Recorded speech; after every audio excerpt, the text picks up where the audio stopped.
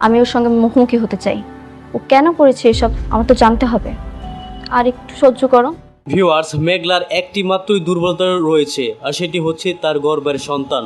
আর এই দুর্বলতার সুযোগটি কাজে লাগিয়ে মাস্টারমাইন্ড প্ল্যান সাজিয়ে অনিকের বিরুদ্ধে কঠিন ষড়যন্ত্র করেছে রাতুল।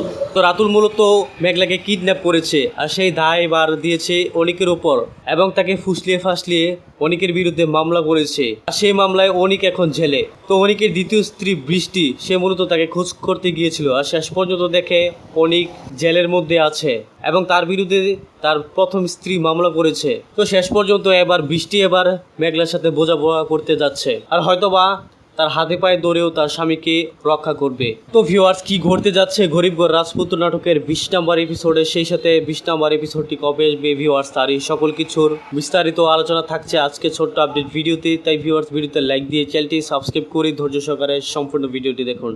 তো সুপ্রিয় ভিউয়ার্স, আসসালামু আলাইকুম, আশা করছি ভালো আছেন। আপনারা তো ইতিমধ্যেই আপনাদেরই পছন্দের নাটক গরিবগড় রাজপুত্র নাটকের 19 নম্বর এপিসোডটি দেখে ফেলেছেন কারোহিম ইউটিউব চ্যানেল থেকে। তাই নিশ্চয়ই এখনও অধীর আগ্রহ বসে আছেন গরিবগড় রাজপুত্র নাটকের 20 নম্বর এপিসোডটি দেখার জন্য।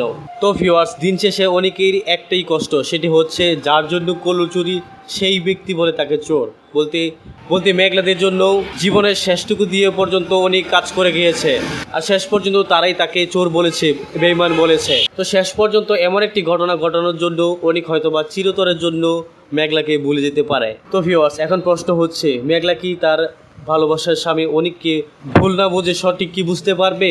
সেদিন কি কখনো আসবে, নাকি রাতুলের মতো বেঈমান বন্ধু থাকলে সেই সুযোগ কখনই আসবে না? তো ভিউয়ার্স, আপনারা কি চান এখনো যে অনিক এবং মেঘলার মিল হোক, অপরাধী রাতুল শাস্তি পাক? সেটি চাইলে অবশ্যই কমেন্টে লিখে জানাতে পারেন।